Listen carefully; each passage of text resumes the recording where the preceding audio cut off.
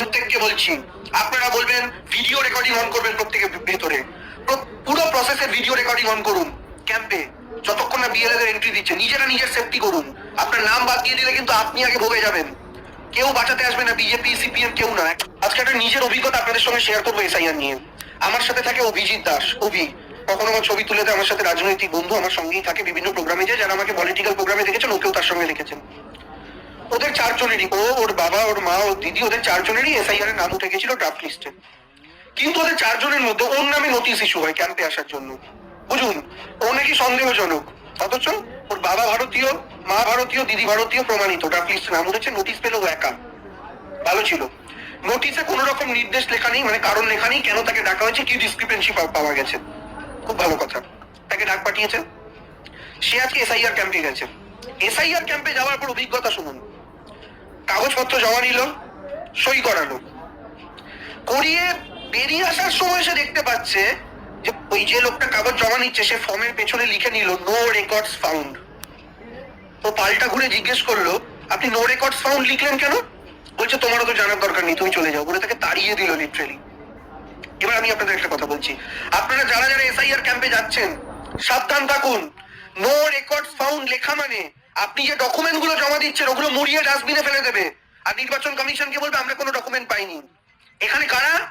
রাজ্য সরকারের মধ্যে ঢুকে থাকা সিপিএম এর কমরেড, বিজেপির বন্ধুরা, যাদের মমতা ব্যানার্জি চাকরিচ্যুত করেননি, এই সব অসভ্যগুলো এই কাজগুলোর সঙ্গে যুক্ত কয়েকজন। তার উপরে নির্বাচন কমিশন তো আছেই।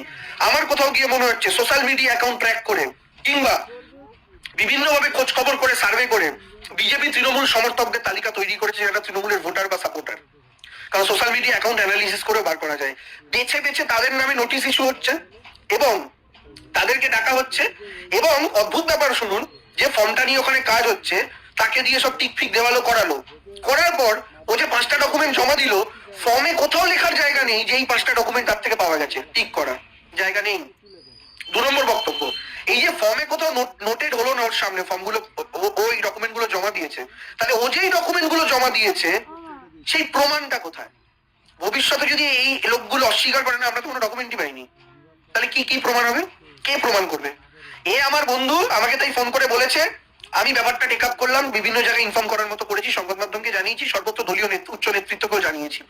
কিন্তু আপনারা আমার একটা কথা বলুন, সাধারণ অসচেতন অল্প শিক্ষিত মানুষ, বয়স্ক মানুষ যারা যাচ্ছেন, সরকারি অফিসাররা বলছেন আপনার হয়ে গেছে আপনি চলে যান, হাসি মুখে বেরিয়ে আসছেন, এরা কি এত মারপ্যাচ বুঝবে? কাগজের পেছনে নো রেকর্ড ফাউন্ড লিখে দেওয়া হচ্ছে, এরা কি এটা বুঝবে? কারণ আমার হাতে তো আর কোনো কাগজ নেই, আমি জাস্ট গেলাম, কাগজ জমা দিলাম, বেরিয়ে এলাম। আমি তাদের থেকে কোনো রিসিপ্ট কপিও পেলাম না যে এই ডকুমেন্টগুলো আপনি জমা দিয়েছেন। তার একটা মান্যতাপত্র তো আমাকে দেওয়া প্রয়োজন। আমি আপনাকে 5টা ডকুমেন্ট দিলাম, আপনি তো তার একটা মান্যতাপত্র আমাকে দেবেন, আপনি সই করে বা স্ট্যাম্প মেরে যে এই ডকুমেন্টগুলো আপনি দিয়েছেন। আমি যে ডকুমেন্টগুলো দিয়েছি তার তো কোনো প্রমাণই হইল না। আপনি যদি ওগুলো মুড়িয়ে ফেলে দেন আমি বেরিয়ে যাওয়ার পর, তারপরে ফর্মের পেছনে লিখে নেন নো রেকর্ড ফাউন্ড বলে আমাকে ভোটার তালিকা থেকে বার করে দেন, আমি কি করে চ্যালেঞ্জ করবো? উপায় নেই। এই কারণেই তৃণমূল কংগ্রেস বলেছিল ভেতরে বিএলএ দের থাকতে হবে, সব পার্টির বিএলএ, তৃণমূলের থাকুক, বিজেপিরও থাকুক, সিপিএম এরও থাকুক। কি অসুবিধা নির্বাচন কমিশনের? বিএলএ কারা? যারা আপনারা যখন ভোট দিতে যান বুথে যে বিভিন্ন পার্টির এজেন্টরা বসে থাকে তারা হচ্ছে বিএলএ। সেই বিএলএ টুদের থাকার কথা তৃণমূল কংগ্রেস বলছে ভেতরে, তৃণমূল তো একার কথা বলছে না, সব পার্টির বিএলএ টু থাকুক। যদি ইলেকশনের সময় বুথে বিএলএ টু থাকতে পারে, তাহলে এসআইআর এর ফর্ম জমা দেওয়ার সময় কেন থাকতে পারবে না? নির্বাচন কমিশন কেন এটা বাধা দিচ্ছে? কারণটা বুঝুন। নির্বাচন কমিশন বাধা এই কারণেই দিচ্ছে কারণ বিএলএ টুরা থাকলে এই নো রেকর্ড ফাউন্ড গুলো লিখতে পারবে না, বেছে বেছে অপছন্দের ভোটারদের বাদ দিতে পারবে না। বিহারে ড্রাফট লিস্টে বাদ দেওয়ার পর এরকম সন্দেহজনক ভোটারদের চিঠি পাঠানো এরকম কিন্তু হয়নি। ভয়ঙ্কর পরিস্থিতির আজকে আমি নিজে সাক্ষী হয়ে বুঝলাম কি ভয়ঙ্কর বিচ্ছিরি একটা চক্রান্ত রচিত হচ্ছে। যারা যারা এসআইআর ক্যাম্পে যাচ্ছেন প্রত্যেককে বলছি, আপনারা বলবেন ভিডিও রেকর্ডিং অন করবেন প্রত্যেকের ভেতরে, পুরো প্রসেসের ভিডিও রেকর্ডিং অন করুন ক্যাম্পে, যতক্ষণ না বিএলএ দের এন্ট্রি দিচ্ছে। নিজেরা নিজের সেফটি করুন। আপনার নাম বাদ দিয়ে দিলে কিন্তু আপনি আগে ভোগে যাবেন। কেউ বাঁচাতে আসবে না, বিজেপি সিপিএম কেউ না, একমাত্র তৃণমূলই পাশে থাকবে, কিন্তু তারপরে আর কিছু করার থাকবে না। যারা ক্যাম্পে যাচ্ছেন পুরো ব্যাপারটা ভিডিও রেকর্ডিং করুন, ওটা কেউ আটকাতে পারে না।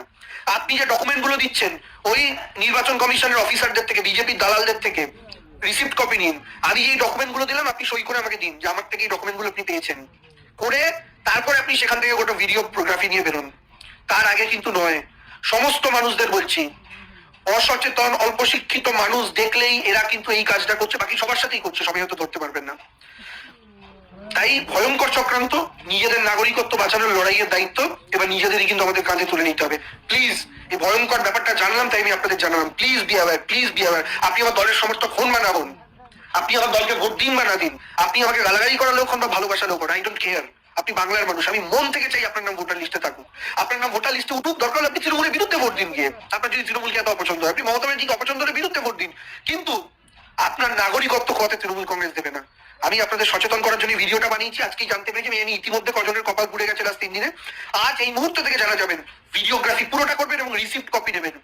আদারওয়াইজ নিজেরাই ওখানে ধর্নায় বসবেন, নাগরিকরা। কোনো পার্টির দরকার নেই, নাগরিকরা ধর্নায় বসুন।